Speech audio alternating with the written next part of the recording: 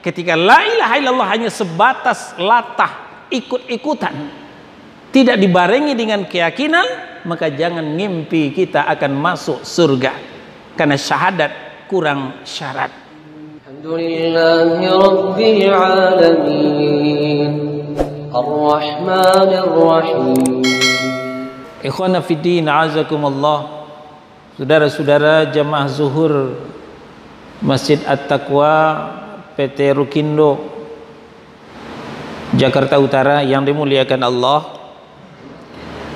Alhamdulillah, bersyukur kita kepada Allah Subhanahu wa taala. Sekarang kita bisa melanjutkan kembali kajian tauhid kita. Pembahasan kita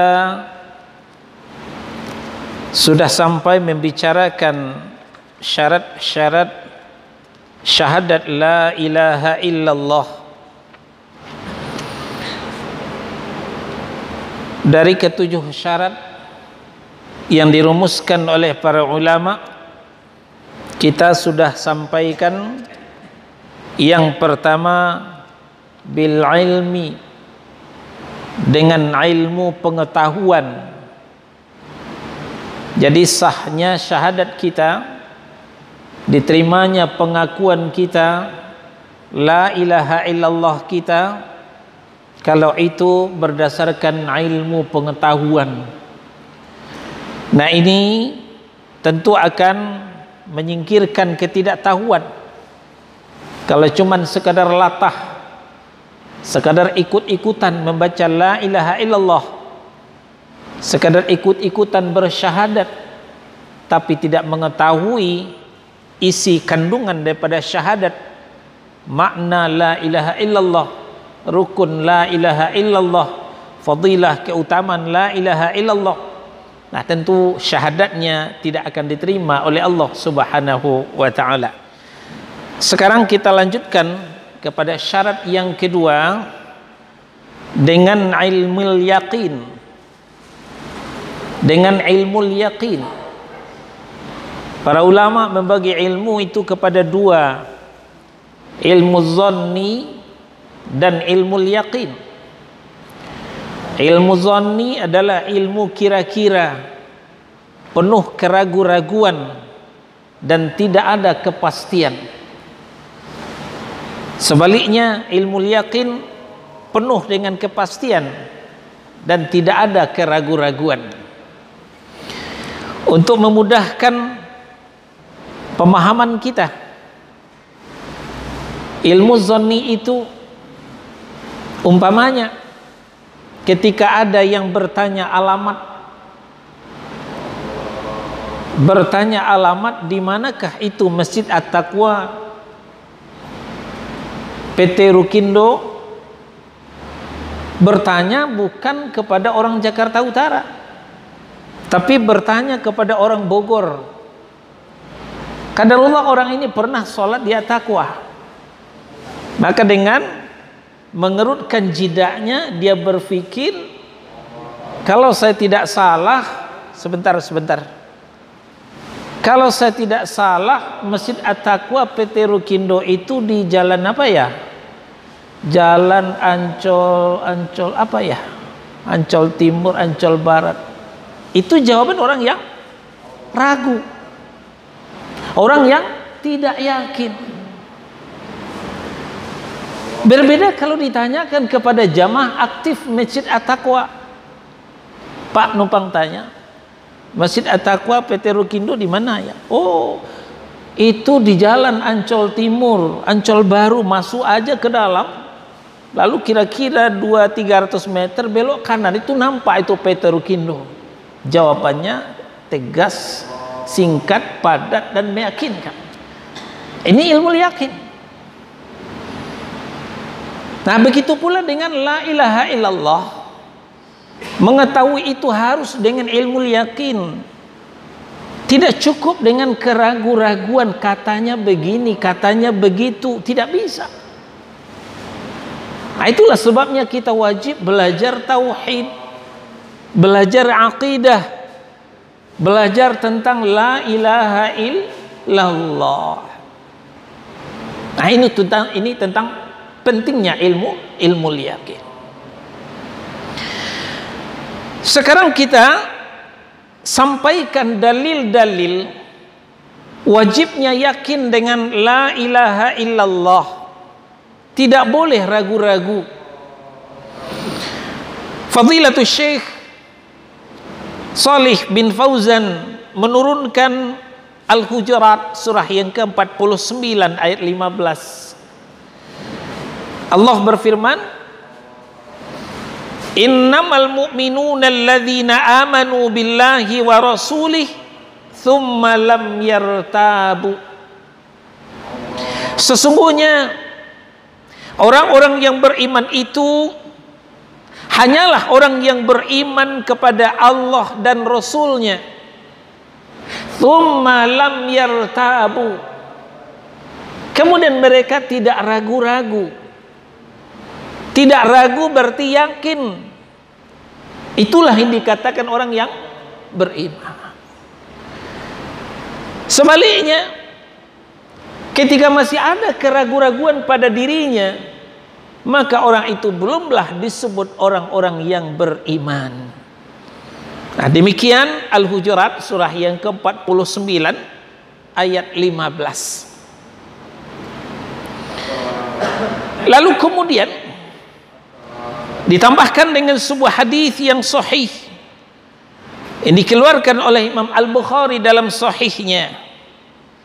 Berkata Nabi sallallahu alaihi wasallam, man laqita wara'a hadha ha'iti yashhadu an la ilaha illallah mustayqinan biha qalbuh fabashshirhu bil jannah. Siapa saja yang kau temui di balik tembok ini, kata Nabi kepada sahabatnya, siapa saja yang Anda temui di balik tembok ini, lalu dia menyaksikan bahwa tidak ada ilah yang berhak diibadahi dengan benar selain daripada Allah,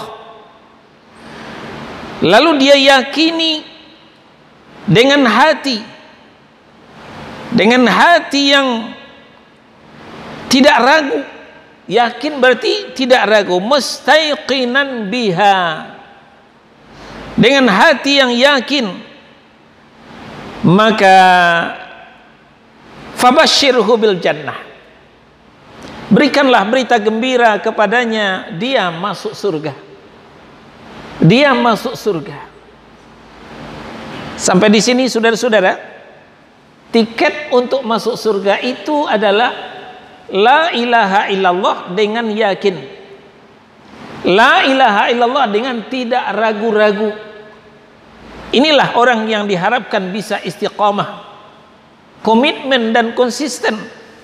Dia tidak akan bergeser sedikit pun, tidak akan bisa dibujuk dan dirayu. Apakah dengan uang jutaan rupiah, miliaran rupiah, dia tidak akan tergiur. Dan juga bahkan tidak akan bisa diancam orang seperti ini. Berbeda dengan orang yang tidak yakin, orang yang penuh dengan keraguan-raguan. Inilah orang yang gampang bisa dibayar. Dia akan gampang pindah agama, berganti keyakinan kepada siapa yang memberinya. Siapa yang memberinya. Nah, inilah bedanya orang beriman dengan yakin dengan orang beriman tanpa keyakinan atau dengan keraguan. Dari keyakinan ini barulah bisa dibangun bangunan-bangunan yang menjulang tinggi. Saudara-saudara, perhatikan Masjid At-Taqwa, betapa megah, betapa kokohnya. Dengan melihat prasasti ini dibangun oleh Yayasan Amal Bakti Muslim Pancasila. Kita teringat dengan Pak Harto, penguasa Orde Baru. Berarti di zaman beliaulah masjid ini dibangun. Sudah berapa orang ganti presiden setelah beliau, ternyata masjid ini jangankan runtuh, retak pun tidak. Ini menunjukkan masjid ini langgeng, masjid ini awet, berdasarkan pondasinya yang kokoh.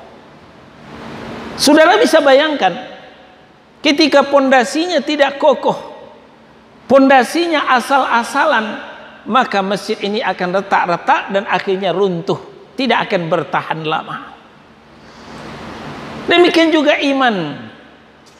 Iman yang dibangun dengan syahadat yang yakin, la ilaha illallah, yang tidak dicampuri dengan keraguan-raguan, maka bangunan apa saja yang didirikan di atasnya akan berdiri kokoh, akan berdiri menjulang tinggi. Apakah bangunan itu sholat, bangunan itu puasa, bangunan itu zakat, bangunan itu haji, bahkan jihad sekalipun, orang seperti ini tidak diragukan lagi, saudara-saudara. Kita kembali ke Al-Hujurat, surah yang ke-49 yang kita bacakan tadi.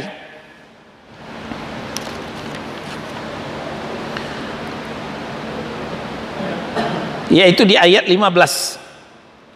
Tadi Allah berfirman, innamal mu'minun alladzina amanu billahi wa rasulih thumma lam yartabu. Sesungguhnya orang yang beriman itu adalah orang yang beriman kepada Allah dan Rasulnya, kemudian dia tidak ragu. Lanjutan ayat, wajahadu bi amwalihim wa anfusihim fi sabilillah. Dengan modal keyakinan itulah, dengan modal la ilaha illallah yang tanpa dicampuri dengan keraguan-raguan itulah, kemudian dia bisa berjihad pada jalan Allah. Apa kata Allah? Wajahadu bi amwalihim wa anfusihim fi sabilillah. Mereka berjihad pada jalan Allah, baik dengan harta mereka maupun dengan jiwa mereka sendiri. Apa itu jihad? Nah, ini perlu kita jelaskan sebelum ada nanti kesalahpahaman. Para ulama membagi jihad itu kepada dua. Jihad fi daris salam, kemudian jihad fi daril harbi. Jihad pada musim damai dan jihad pada musim perang. Jihad fi daris salam pada musim damai adalah talabul ilmi, menuntut ilmu, hadis di majelis ilmu, belajar. Ini jihad. Memerangi kebodohan, memerangi ketidaktahuan. Nah, jihad ini bi amwalihim wa anfusihim, dengan harta mereka dan jiwa mereka. Talabul ilmi sedikit banyak membutuhkan dana dan biaya. Lampu dinyalakan, pendingin udara diaktifkan, ini butuh energi listrik. Listrik itu dibayar.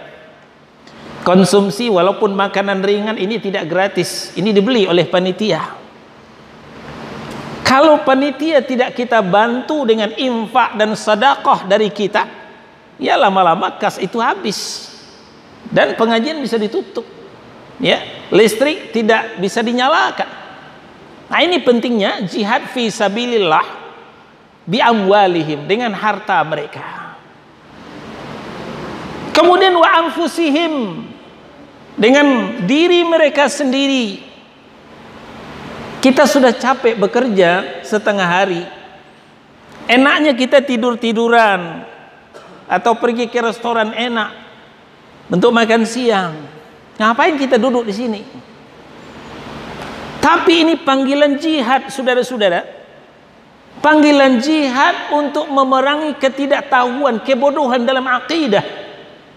Maka kita bertahan duduk beberapa menit saja untuk mendalami ilmu akidah, ilmu tauhid. Kenapa kita mau? Berdasarkan keimanan yang yakinan, keimanan yang tidak ada keraguan-raguan tadi. Apalagi jihad nanti di musim perang, pilihan hanya satu di antara dua, membunuh atau terbunuh. Ketika Islam ini diganggu gugat oleh orang-orang kafir, oleh musuh-musuh Islam, ya tidak ada pikir panjang. Kalau nanti Amirul Mukminin, ya Walil Amri telah menabuh genderang perang, ya kita maju. Dengan harta kita, dengan jiwa kita, kita berangkat memperjuangkan agama kita. Ini jihad fisabilillah. Kapan ini terlaksana? Kalau di diri kita sudah terbangun la ilaha illallah mustayqinan bil qalbi. La ilaha illallah dengan yakin dari lubuk hati yang paling dalam. Selanjutnya saudara-saudara, para ulama membagi keyakinan itu kepada tiga tingkatan. Pertama, ilmul yakin. Tingkat yang kedua, ainul yakin. Dan tingkat yang ketiga, haqqul yakin. Kita ambil contoh Masjid At-Taqwa kembali. Ketika berdering handphone kita, kita lihat ternyata ada WA dari grup bahwa hari Rabu zuhur nanti ada kajian tauhid. Ini informasi. Informasi itu adalah semacam ilmu, berita buat kita. Lalu setelah jam 12, jam istirahat, ya, atau setengah 12 kita mulai istirahat, kita meninggalkan meja kantor kita, lalu kita melangkah ke At-Taqwa. Oh, ternyata memang sudah ada jamaah yang duduk dan sudah disiapkan meja, kursi. Ustadznya pun sudah hadir. Meningkat kepada keyakinan yang kedua, ainul yakin. Yaitu keyakinan yang dibuktikan oleh kedua mata kita. Ain adalah mata. Tadi hanya ilmu yakin, sebatas berita. Kemudian meningkat kepada ainul yakin. Mata kita yang membuktikan keyakinan itu, tambah satu tingkat. Lalu kemudian kita tidak menunggu lama, pergi ke tempat wudhu, ke toilet, lalu berwudhu, masuk ke dalam masjid, lalu sholat zuhur berjamaah, mulailah kajian itu. Nah, baru meningkat kepada keyakinan yang ketiga, haqqul yakin. Haqqul yakin. Demikian pula lah aplikasinya dalam kehidupan kita ini. Kita sering belajar, kita sering ngaji, mendengarkan Al-Quran dan As-Sunnah dibacakan oleh ustadz. Itu adalah baru sebatas ilmul yakin, keyakinan yang tingkat pertama. Kita tahu ustadz membacakan firman Allah, baik yang ada dalam Al-Quran maupun yang tidak terdapat dalam Al-Quran, yang dinamakan hadis kudusi. Di antaranya dalam hadis yang diriwayatkan oleh At-Tirmidzi dari Abu Darda radhiyallahu an, kata Nabi sallallahu alaihi wasallam, ya bana Adam, irka'li arba'a raka'atin min awwalin nahar ukfika akhirah. Wahai anak Adam, wahai anak cucu manusia, rukuklah kepadaku 4 kali di awal hari. Awal hari kapan itu? Pagi. Rukuklah 4 kali, maksudnya sholatlah 4 rakaat di awal pagi.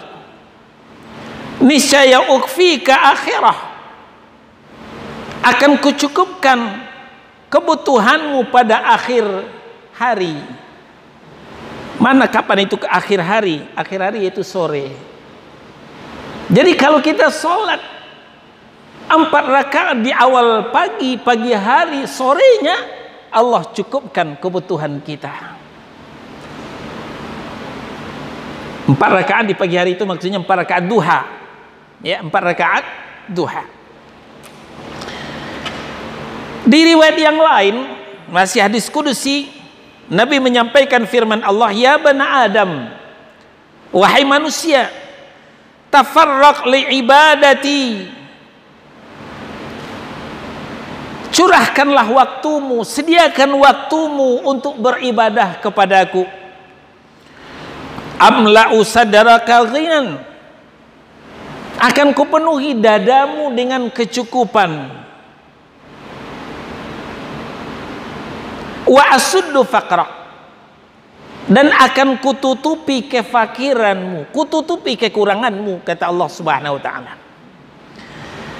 Wa illa taf'al, kalau itu tidak kau lakukan, kau tidak mau beribadah kepadaku, tidak mau mentaati perintahku, tidak mau menjauhkan diri dari laranganku, mala'tu yadaika syughlan walam asudda faqra, akan kupenuhi kedua tanganmu dengan kesibukan dan tidak akan kututup kekuranganmu.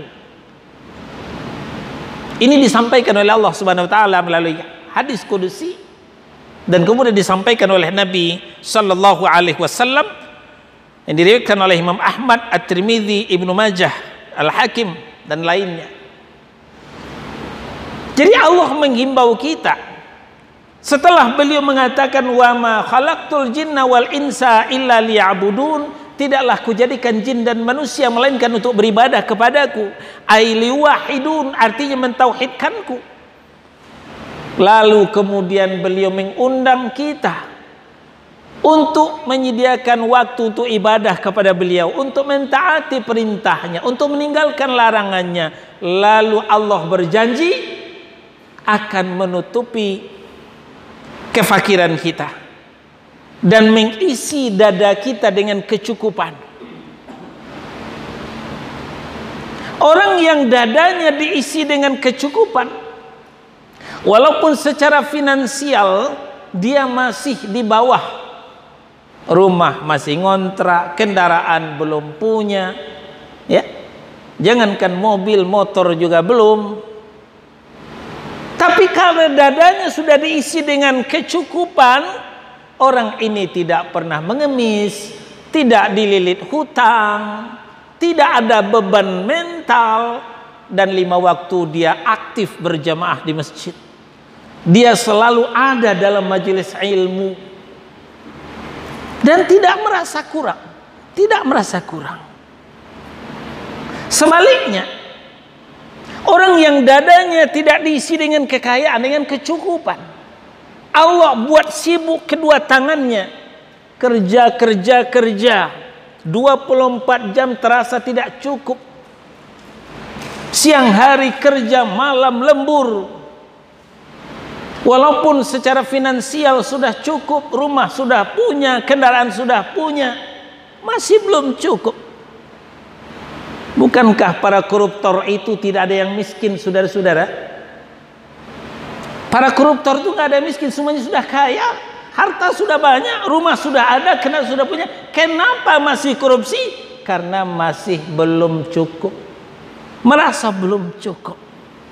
Kenapa? Karena di awal dia tidak taat kepada Allah, dia tidak menyediakan waktu untuk beribadah kepada Allah.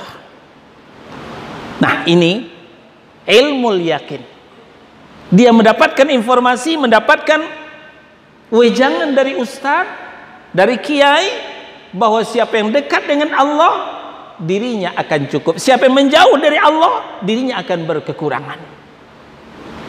Lalu kemudian dia observasi, dia melihat ke kanan dan ke kiri, ke depan dan ke belakang. Dia perhatikan kehidupan para ulama.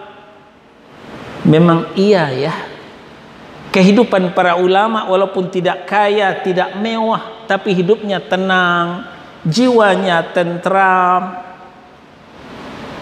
Sebaliknya ahlul maksiat, para pendosa, walaupun hartanya banyak tapi tidak membuat hidupnya tenang, resah, gelisah, gundah, gulana, tidak cukup, kurang terus.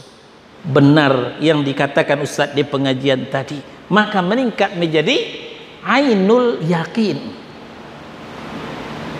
Karena dia buktikan dengan kedua matanya orang yang soleh, orang yang dekat dengan Allah, hidupnya tenang, jiwanya tentram, tidak punya beban, tidak punya hutang, dan tidak pernah mengambil hak orang lain, hak negara, hak masyarakat. Tidak. Dia lihat lagi orang yang jauh dari Allah, bergelimang dengan dosa dan maksiat, walaupun sudah Allah beri kekayaan, masih belum cukup, masih mengambil bukan haknya, hak negara, hak masyarakat, dikuras juga. Loba, tamak dan serakah. Inilah yang dia lihat. Maka kemudian setelah naik kepada ainul yakin, ini tidak bisa, saya harus banting setir. Maka teman kita ini banting setir, lalu dia hijrah, dia meninggalkan tempat dosa dan maksiat, lalu dia putar haluan, dia menjadi aktif di majelis ilmu, dia rajin ibadah, dekat dengan Allah. Maka dia rasakanlah kenikmatan hidup itu, tambah yakinlah dia, maka meningkat kepada hakul yakin. Inilah puncak keyakinan, hakul yakin. Nah, jadi bapak-bapak, saudara-saudara kaum muslimin, yang diminta oleh syarat la ilaha illallah ini, berangkat daripada ainul yakin, tingkatkan kepada, berangkat dari ilmul yakin, tingkatkan kepada ainul yakin, dan nanti berakhir pada hakul yakin. Barulah sempurna syahadat la ilaha illallah. Inilah yang bisa kita gunakan untuk modal kehidupan kita, atau yang kita sebut tadi sebagai tiket ke surga. Tapi sebaliknya, ketika la ilaha illallah hanya sebatas latah, ikut-ikutan, tidak dibarengi dengan keyakinan, maka jangan ngimpi kita akan masuk surga, karena syahadat kurang syarat. Alhamdulillahi Rabbil Alamin, Ar-Rahmanir Rahim.